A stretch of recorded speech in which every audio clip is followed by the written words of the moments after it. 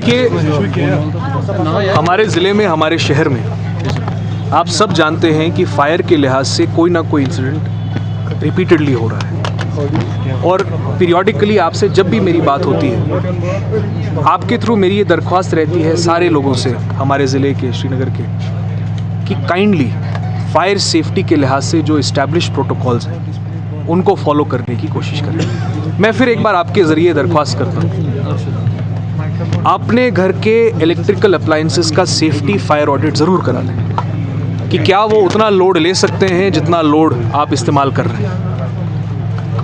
आपके घर में जितने इलेक्ट्रिकल अप्लायंसेस यूज़ हो रहे हैं कहीं वो ख़राब तो नहीं है।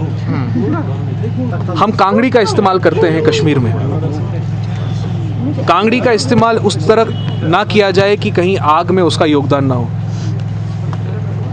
शाम को सोते हुए रज़ाई में रख दिया, नींद लग गई, उससे आग लग गई, रज़ाई में भी आग लगी, पर्दों में लग गई और घर जो है वो जलने की कगार पे। इन चीज़ों का हम लोगों को सबको फॉलो करने की ज़रूरत है।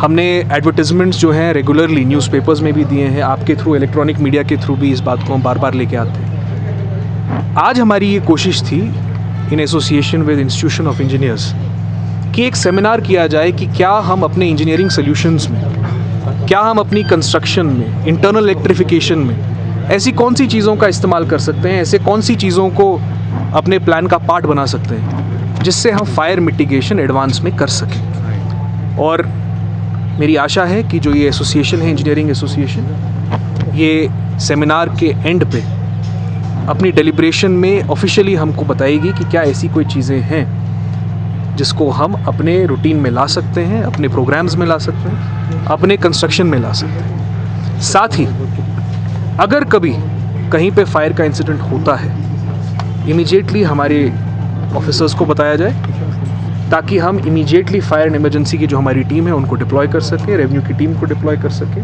पुलिस को डिप्लॉय करें और जितना हम नुकसान कम कर सकते हैं उस नुकसान को कम करें। सर, हमने ये भी मार्केट में रिपोर्ट किया है कि जो मार्केट में हमें ब्लैंकेट्स देखने को मिली हैं, इलेक्ट्रिक ब्लैंकेट्स, उनकी उस तरह की क्वालिटी नहीं है, जो भी एक बड़ा रीज़न बन रहा है खासतौर पर रेगुलर जो फायर इंसिडेंट्स यहाँ पे हो रहे हैं। इनफैक्ट हमने रिसेंटली देखा कि गर्ल्स हॉस्पिटल में भी एक जब उसकी इन्वेस्टिगेशन चली तो पता चला कि जो वहाँ पे कम्बल लगाई गई थी, ब्लैंकेट लगाई गई थी, वो क्वालिटी की नहीं थी जिसकी वजह से वो आग लगी थी। आपको लगता है कि मार्केट में भी इसकी मॉनिटरिंग होनी चाहिए ताकि इस तरह के प्रोडक्ट्स अवेलेबल ना हो? आई एम श्योर कि जिस बात का आप जिक्र कर रहे हैं, जो हमारा आज का सेमिनार होगा उसमें इसको भी इवैल्यूएट किया जाएगा कि क्या मार्केट में ऐसी आइटम्स हैं जिसमें प्रॉबली कुछ स्टैंडर्ड इम्प्रूव करने की ज़रूरत है। ये एक ऑफिशियल डेलिब्रेशन का पार्ट है।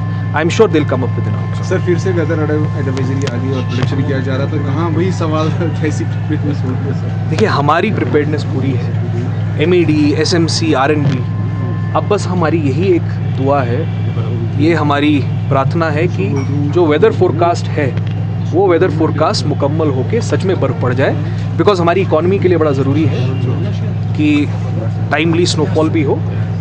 आपको स्नोफॉल के दौरान कोई दिक्कत नहीं होगी, इसकी गारंटी एडमिनिस्ट्रेशन आपको देता है। स्नो क्लियरेंस के लिहाज से, बिजली के लिहाज से, सड़क की अगर कहीं पे रिपेयर की ज़रूरत हो उसके लिहाज से, पानी के लिहाज से, वो हमारे मुकम्मल इंतज़ाम है।